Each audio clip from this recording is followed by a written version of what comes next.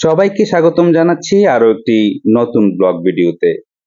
আজকে মূলত আমরা যাচ্ছি কমলেশ্বরী বা কসবেশ্বরী কালী মন্দিরে মায়ের দর্শন করতে।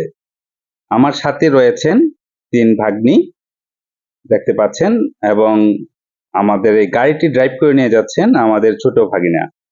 আমরা মূলত 2টি গাড়ি করে যাচ্ছি, 2 বোনের 2টি গাড়ি করে যাচ্ছি। এই গাড়িতে ড্রাইভ করছেন আমাদের ছোট ভাগিনা, এবং আহ, আমার যে বড় বোনের যে গাড়িটি রয়েছে সেটি ড্রাইভ করছেন আমার বড় ভাগিনা। মূলত আমরা 2 বোন, আমি, আমার ওয়াইফ, 3 ভাগ্নি, 2 ভাগ্নে এবং আমার ভগ্নিপতি, সবাই মিলে আমরা মায়ের মন্দির দর্শন করতে যাচ্ছি। তো আপনারা যেমনটি জানেন, আমার 3টি রেডিওথেরাপি কমপ্লিট হয়েছে। আজ যেহেতু রবিবার, এখানে শনি রবি 2 দিন রেডিওথেরাপি বন্ধ থাকে, তাই আজকের এই দিনটিকে কাজে লাগানোর উদ্দেশ্যে আমার ভগ্নিপতি যিনি, উনিও ছুটিতে আছেন, তাই আমাকে নিয়ে যাচ্ছেন মায়ের মন্দির পরিদর্শন করাতে। অত্যন্ত জাগ্রত আমাদের এই কসবেশ্বরী মন্দির, মা সকলের মনোবাঞ্ছা পূর্ণ করে থাকেন। এবং আমি অসুস্থ হওয়ার পর থেকে আমার ভগ্নিপতি এবং আমার বোনেরা মোটামুটি আশেপাশে যতগুলো মন্দির আছে সবগুলোতে আমাকে পরিদর্শন করার সুযোগ করে দিয়েছেন, যাতে আমি ঈশ্বরের কৃপা লাভ করতে পারি। তো তারই ধারাবাহিকতায় আজকে আমরা চলে আসলাম কসবেশ্বরী মন্দিরে।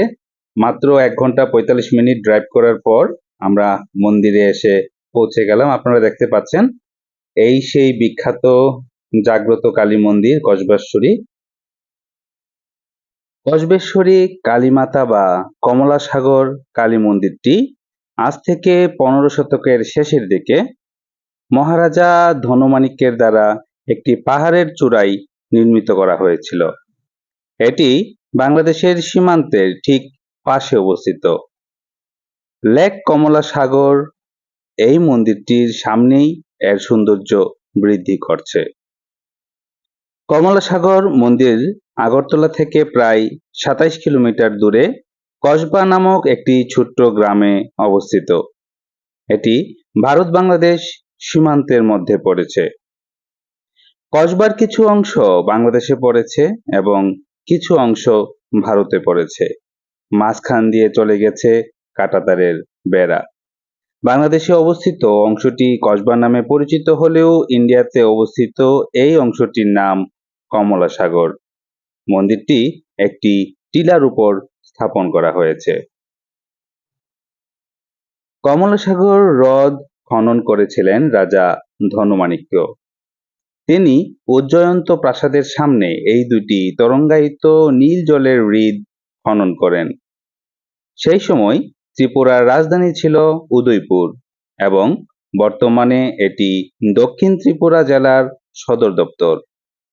উদয়পুর একটি লেক টাউন নামেও পরিচিত ছিল, কারণ বিভিন্ন রাজকীয় শাসকদের দ্বারা খনন করা বৃহৎ হ্রদগুলি উপচে পড়েছিল এইখানে।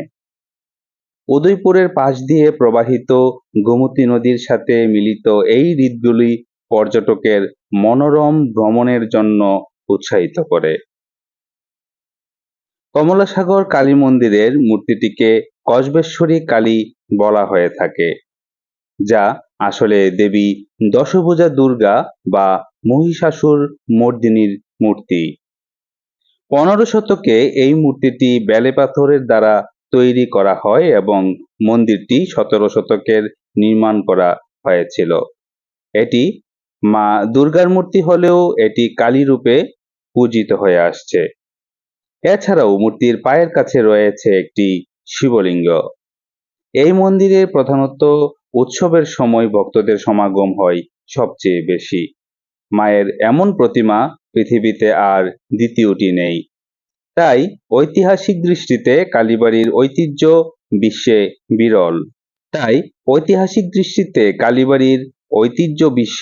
বিরল।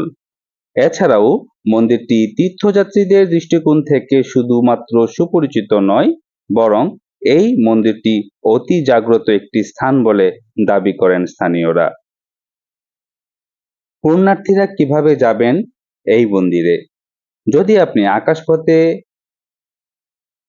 কসবেশ্বরী মন্দিরে যাবেন বলে মনস্থির করে থাকেন, তাহলে আপনাকে প্রথমেই নিকটতম বিমানবন্দর আগরতলাতে অবতরণ করতে হবে।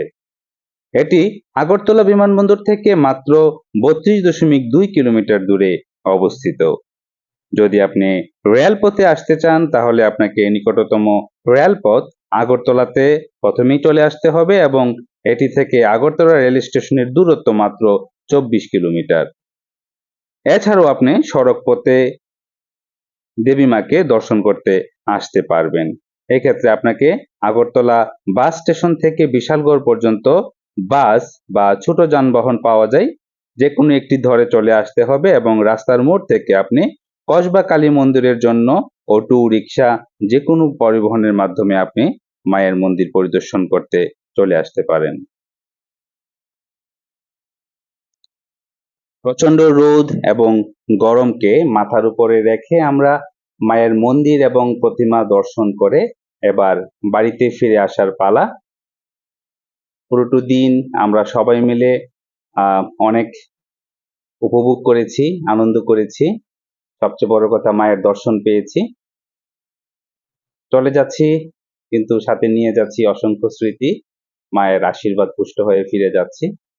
মায়ের কাছে একটাই প্রার্থনা থাকবে, আবার যেন সুস্থ হয়ে আমি মাকে আবার দেখতে আসতে পারি, এই কামনা করছি। যারা সময় নিয়ে এতক্ষণ আমাদের এই ভিডিওতে সংযুক্ত ছিলেন সবাইকে আবারও অসংখ্য ধন্যবাদ জানাচ্ছি।